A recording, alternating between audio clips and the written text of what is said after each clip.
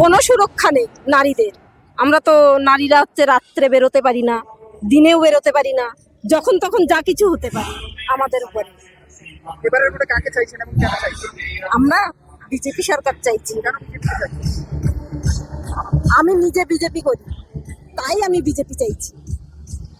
আপনার এলাকায় গত 5 বছরে কি কি কাজ হয়েছে? সেটা টিএমসি সরকার হয়তো ভালো বলতে পারবে, আমাদের তো কোনো দায়িত্ব নেই এখন। আর টিএমসি সরকারের যারা আছে তারা কি করছে না করছে সেটা জনসাধারণ সবাই দেখতে পাচ্ছে। বাংলার চাকরি আমার বাড়িতেই এমএ পাস বিএ পাস করে বসে আছে, তাহলে চাকরি আর ভাতা এনে দাঁড় করিয়েছে। ভগবানই জানে কবে এই শুরু হবে। যদি বিজেপি সরকার আসে তাহলে আশা করছি হবে।